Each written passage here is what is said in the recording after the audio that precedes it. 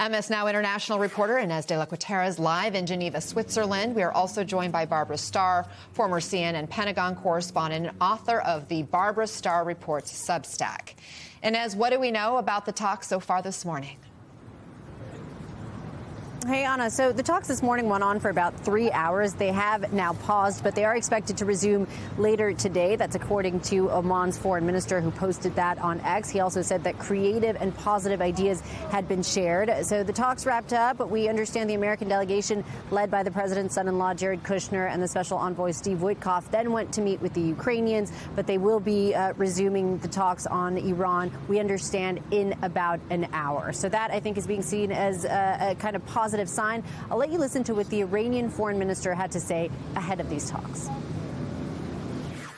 course, we are prepared.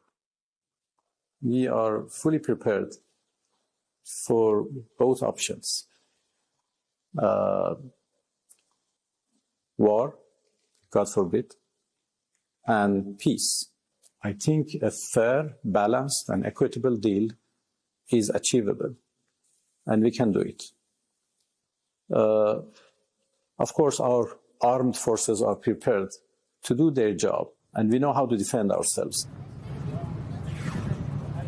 And Anna, after last week, the U.S. basically gave Iran some time to come back to them with concrete proposals. In terms of what those proposals actually are, we do have some reporting on that. So a senior Middle East diplomat telling us that the Iranians may present a major package of economic opportunities to the U.S. So this source telling us these economic opportunities are specifically directed at President Trump, a major economic bonanza in oil, gas, mining rights, and critical minerals. And of course, they're going to be discussing enrichment, the U.S. pushing for zero enrichment, although the Iranian foreign minister recently saying that the U.S. hadn't actually asked for zero enrichment.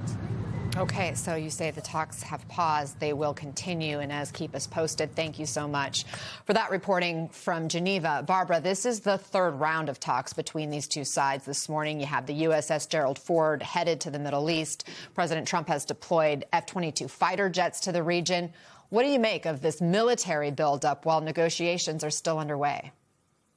Well, I think it's, kind of a typical tactic of President Trump. Build up the military, show the capability of U.S. firepower, and hope it plays a role in your adversary making a decision to back away.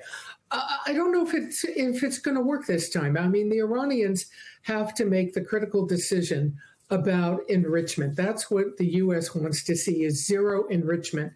And that would be the path towards making a nuclear weapon. There's a bit of confusion in the U.S. position on enrichment.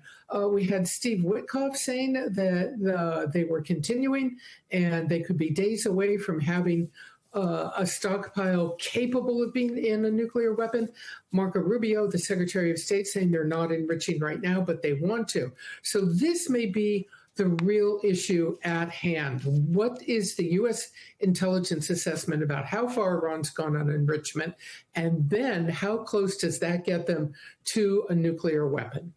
There's also the issue of intercontinental ballistic missiles that we've started to hear about. Yesterday, Secretary of State Marco Rubio spoke about Iran's current military capabilities. Let's listen to that.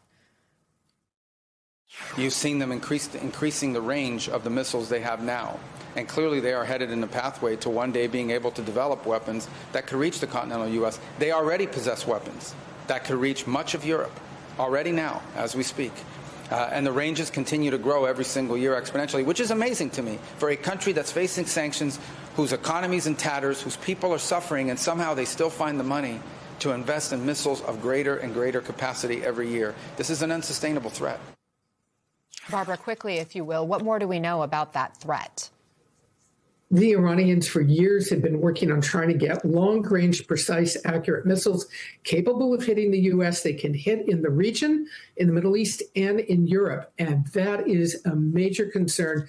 If the U.S. were to use that firepower it has amassed to attack Iran, would the retaliation be their use of their ballistic missiles to attack U.S. and Western interests in the region and in Europe?